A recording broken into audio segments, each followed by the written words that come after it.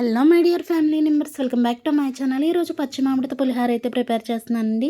Taste అయితే మాత్రం చాలా బాగుంటుంది, తప్పకుండా ట్రై చేయండి. పులిహార ఎలా ప్రిపేర్ చేస్తున్నానో తప్పకుండా చూసేయండి. ముందుగా ఒక అరకేజీ సోనా మైసూర్ బియ్యం అయితే తీసుకున్నానండి. ఇందులో కొంచెం పచ్చిశనగపప్పు కూడా వేసుకున్నాను.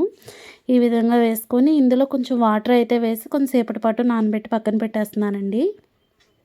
రైస్ ఉడకడానికి సరిపడగా ఒక గిన్నె అయితే పెట్టానండి. సరే, మరిగేటప్పుడు బియ్యం అయితే వేసాను. అన్నం ఉడికేటప్పుడు ఒక పొంగు అయితే వస్తుంది కదండి, అప్పుడు పసుపు వేసుకుంటున్నాను. ఈ విధంగా వేసుకోవడం వల్ల రైస్ మంచి కలర్ అయితే వస్తుందండి. రైస్ ఒక 90% వరకు ఉడికిన తర్వాత ఈ రైస్ని అయితే వాచేస్తున్నానండి. ఈ విధంగా 10 నిమిషాల పాటు ఉంచితే ఇందులో ఉన్న వాటర్ మొత్తం బయటకు వచ్చేస్తుందండి. ఇప్పుడు మామిడికాయలు అయితే క్లీన్ చేసి పక్కన పెట్టుకుంటున్నానండి. ముందుగా ఒక స్టవ్ మీద కళాయి పెట్టుకుని సరిపడగా ఆయిల్ అయితే వేసుకుంటున్నానండి. ఈ విధంగా వేసుకుని ఆయిల్ కొంచెం హీట్ అయిన తర్వాత శనగుళ్ళు అయితే వేసుకుంటున్నానండి.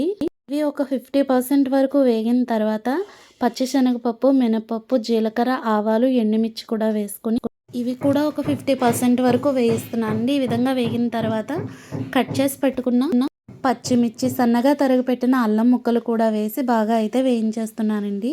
ఈ మినపప్పు లైట్ గోల్డెన్ కలర్ వచ్చేంత వరకు అయితే వేయిస్తున్నానండి.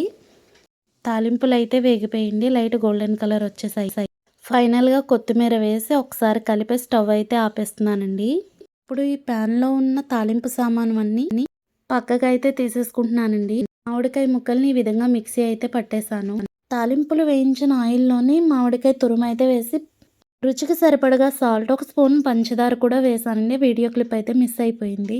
దగ్గరగా అయితే ఉడికించేసానండి.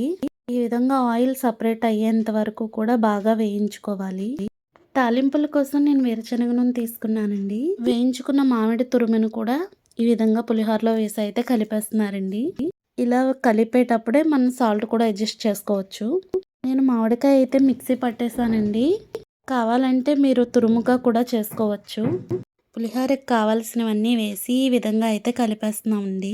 ఫైనల్గా పులిహోర అయితే రెడీ అయిపోయిందండి. ఒక సర్వింగ్ బౌల్లోకి అయితే తీసేసుకున్నాను. టేస్ట్ అయితే మాత్రం చాలా బాగుంది. మీరు కూడా తప్పకుండా ట్రై చేయండి.